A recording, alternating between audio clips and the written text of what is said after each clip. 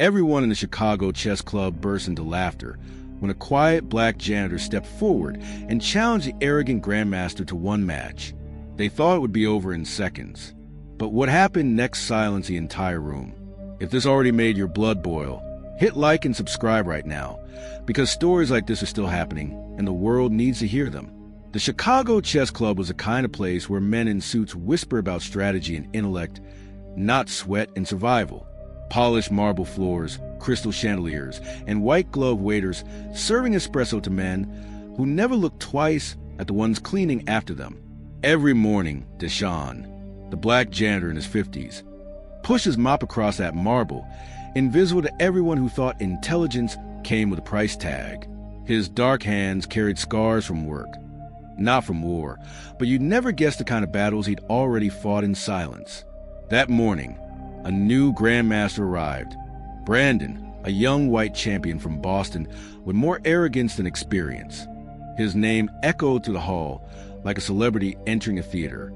Cameras flashed. His fans clapped. He didn't even notice Deshaun standing by the board, polishing the glass trophy case. Brandon smirked when he saw the janitor watching. "You play chess, old man?" he asked, loud enough for everyone to hear. Deshaun looked up, calm but firm. "A little." The room chuckled. Brandon leaned forward, his voice dripping with sarcasm. "Then maybe you can clean up the pieces after I'm done." Laughter erupted. Some recorded on their phones. Patricia, the receptionist, lowered her eyes in shame. She'd seen this too many times before. But Deshaun didn't walk away. He took a step forward and said quietly, "How about one game?" The room froze. Brandon blinked. "You serious?" "One match," Deshaun repeated. "If I lose, I'll polish every piece in this club myself. But if I win, you'll remember my name." The crowd howled with laughter again. A janitor challenging a Grandmaster? It sounded like a bad joke. Brandon grinned. "You got yourself a deal, mop man." Deshaun just nodded. He walked over to the marble board, steady hands setting up the black pieces. No one noticed how confidently he placed them, like a man who had done it thousands of times before. As the clock ticked, the laughter faded into silence. Something in his eyes said this wasn't going to be the joke they expected. The crowd leaned closer as Brandon adjusted his tie and took the white pieces. His every movement screamed confidence. To him, this wasn't a game, it was a performance. Cameras were out, phones recording, a perfect chance to humiliate the janitor for a few viral laughs. Deshaun, calm as still water, sat across from him in his faded blue uniform. The polished badge on his chest caught the chandelier light. Maintenance staff. A title that made Brandon smirk. "Ready?" the Grandmaster said. Deshaun nodded once. Brandon pushed his pawn forward 2 squares. The classic opening. Deshaun mirrored it without hesitation. Gasps and muffled laughter echoed. "Oh, he's trying to copy him," someone whispered. But if anyone had looked closely, they would have seen Deshaun's eyes scanning the board, not guessing, calculating. Every move, every angle, every hidden trap. As the game began, memories started to stir behind those calm eyes. 30 years earlier, Deshaun had been a rising name in the U.S. chess circuit. They called him the Quiet Storm, a black prodigy from Chicago's South Side, a man who saw patterns no one else did. But when tragedy struck, the game he loved became unbearable. He buried his trophies, packed away his medals, and traded the board for a mop. He never told anyone at the club who he used to be. To them, he was just another janitor who emptied the bins while they argued about strategy and theory. Brandon didn't know any of that. He saw only what privilege had taught him to see. A man beneath him. "Your move," Brandon said with a lazy grin. Deshaun made it without hesitation, his hands steady. The board began to shift. "Look at that," someone whispered. "The janitor's actually defending well?" Brandon chuckled. "Beginner's luck." He leaned back, eyes flicking across the board like a predator playing with its prey. But that confidence started to slip when Deshaun's knight landed perfectly in position, cutting off Brandon's next attack. Brandon frowned. Not bad." Deshaun's expression never changed. He was quiet, precise, unreadable. Piece by piece, he built his defense with mathematical elegance. Brandon tried to rush, to corner him fast, but every attempt met a wall, or worse, a trap he hadn't seen coming. Whispers filled the hall again, not laughter this time, but disbelief. The janitor wasn't losing. He was playing like someone who knew exactly what he was doing. And for the first time, the Grandmaster looked uneasy. Brandon's smirk began to fade as the crowd pressed in tighter around the marble board. The laughter that had filled the room only minutes ago was replaced by tense silence. Every click of the chess clock echoed like a heartbeat. The janitor's moves were smooth, deliberate, almost elegant. His fingers, callous from years of labor, moved each piece with the quiet grace of someone who'd lived inside this game his whole life. Brandon leaned forward, scanning the board. His confidence faltered. "You've played before," he muttered. Deshawn didn't look up. "A little." That same calm answer. But this time, it didn't sound like humility. It sounded like warning. Brandon's eyes darted across the board. He tried to regain control, throwing his bishop forward, forcing pressure down the diagonal. Deshawn countered instantly. A pawn sacrifice that opened up a line of attack Brandon hadn't anticipated. The spectators gasped. "Wait, did he just bait him?" someone whispered. Patricia, the receptionist, stood frozen near the back, her hands clasped over her mouth. She'd worked here for years, seen Deshawn sweep the same floors every night. But now, watching him dismantle a Grandmaster piece by piece, she felt something she couldn't explain. Respect. Brandon's jaw clenched. His voice came low and tense. "Who taught you to play like that?" Deshawn finally looked up, his dark eyes steady. "Life." The next few moves were chaos. Brandon tried to attack from both flanks, desperate to shake the balance. Deshawn countered every move with precision. Every pawn he pushed forward seemed to reveal another layer of strategy, another hidden plan. At move 20, Brandon's knight was pinned. At move 25, his king's protection started to crumble. At move 30, the room knew it.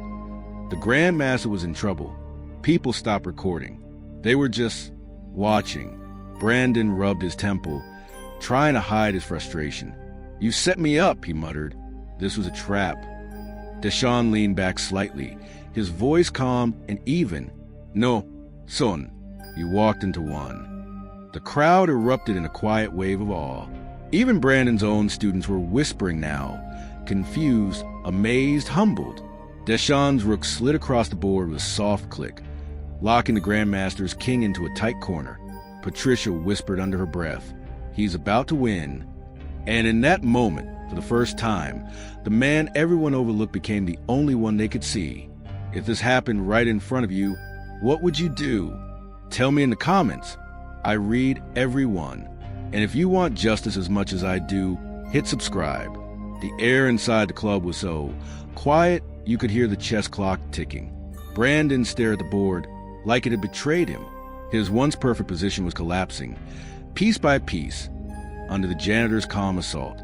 "Check," Deshawn said softly. Brandon blinked, confused. He double-checked the board. Then the crowd began whispering, realizing what had just happened. His king had nowhere left to go. Checkmate. Gasps rippled through the hall. Someone actually dropped their phone. Brandon sat frozen, pale, while Deshawn calmly leaned back in his chair. No celebration, no smile, just quiet dignity.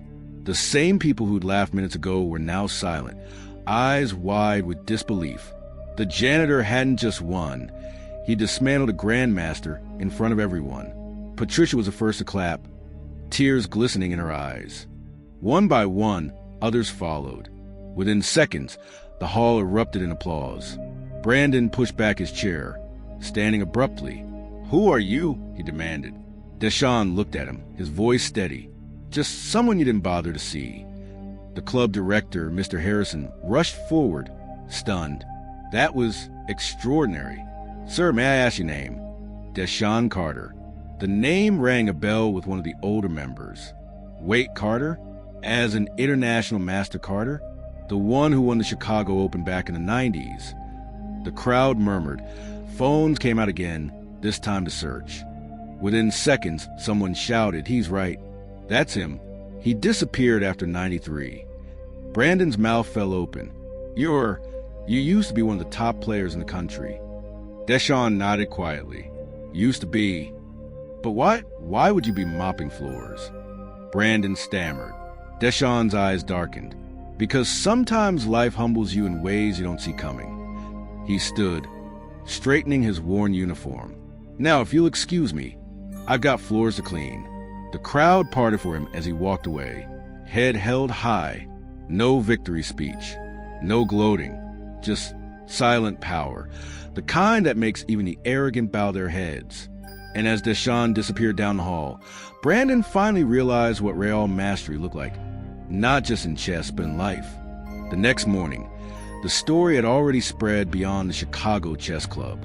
Clips of the match flooded social media. Janitor destroys Grandmaster in front of crowd. By noon, Deshaun's name was trending. People called him a genius, a symbol of humility, a reminder to never judge by appearance. But Deshaun didn't feel like a hero. He came to work at the same time, wearing the same uniform, pushing the same cleaning cart down the same hallways. Fame never meant anything to him. Peace did. Brandon showed up early that day too. No cameras, no fans. Just guilt in his eyes. He found Deshaun in the locker area, refilling his mop bucket. "I owe you an apology," Brandon said quietly. "Not just for underestimating you, but for the way I spoke to you. I was wrong." Deshaun didn't stop working. "You weren't the first," he said. "You won't be the last." Brandon hesitated. "You could have humiliated me in front of everyone, but you didn't. Why?" Deshaun finally looked up. His voice was calm, but it carried weight. "Because humiliation teaches nothing. Respect does." He leaned against the wall, eyes distant, as if remembering a life long buried. "I wasn't always a janitor, Brandon. Chess used to be my whole world. I played tournaments across the country, until the game took everything from me." Brandon frowned. "What do you mean?" Deshaun took a deep breath. "My daughter, Nia, was 8, bright, curious, loved watching me play. I was training for the U.S. Championship, my biggest chance. One day, I stayed late analyzing positions, didn't answer my phone. There was an accident. A drunk driver hit her on her way home from school. His voice broke. By the time I got to the hospital, it was too late." Brandon stood frozen. "Deshaun, I'm so sorry." Deshaun nodded slowly. "After that, I couldn't look at a chessboard again. Every move reminded me of the moment I didn't pick up that call." The silence between them was heavy, not awkward, but sacred. Brandon swallowed hard. "You didn't lose your gift, sir. You just buried it under pain." Deshaun gave a faint smile.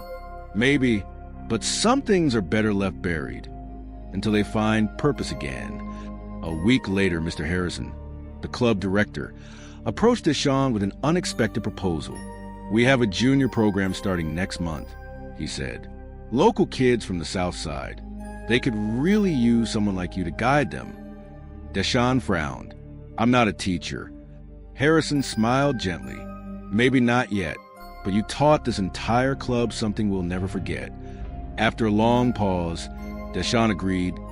Part-time, no spotlight, just a small classroom and a dozen second-hand chess sets. The first day, the kids filed in nervous, curious, loud. One girl, about 9, sat alone in the corner.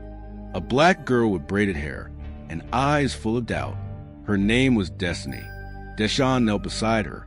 "You play?" She shrugged. "Used to. My old coach said I wasn't smart enough." He smiled softly. "Then your old coach didn't know what smart looks like." Destiny smiled for the first time. Over the next few weeks, Deshaun taught them more than chess. He taught patience. He taught resilience. He taught that losing a game doesn't mean losing your worth. Brandon often stopped by to observe. The same Grandmaster who once mocked the janitor now sat quietly at the back of the classroom, taking notes like a student. One day, as the kids packed up, Brandon said, "You've got a gift, Deshaun. The way they listen to you, it's powerful." Deshaun smiled faintly. They just need someone who believes in them. That's all I ever needed too. Brandon nodded. You know, I told my dad about you. Turns out, he watched you play in New York in the 90s. Said you were one of the most creative minds he'd ever seen. Deshaun chuckled softly. That was another lifetime. But maybe it doesn't have to stay buried there, Brandon said. You could teach here full-time, or compete again. Deshaun shook his head. I'm done chasing trophies. I just want these kids to see they belong on any board, in any room. Later that week, Destiny won her first match, against a boy twice her age. When she came running to show him the score sheet, Deshaun's eyes watered. She hugged him tightly. You told me to think 3 moves ahead. I did it. He laughed softly. You didn't just think ahead, Destiny. You believed ahead. And for the first time in 30 years, Deshaun felt something he thought he'd lost forever, joy in the game. Months passed, and the Chicago Chess Club had changed forever. The same halls that once echoed with arrogance now buzzed with laughter, learning, and respect. Posters of kids from the new junior program hung proudly on the walls, each one signed, trained by Coach Deshaun. One afternoon, Mr. Harrison announced a special event, the Nia Carter Memorial Tournament, named after Deshaun's daughter. It would be free for every child, no matter their background. Winners would receive scholarships, donated by the same members who once ignored the janitor who cleaned their floors. The day of the tournament, Deshaun stood by the giant marble board where his life had changed. Brandon joined him, wearing a simple gray hoodie instead of a tailored suit. You ready, coach? He asked. Deshaun smiled. More than ever. Dozens of kids filled the room, including Destiny, her eyes sharp and confident.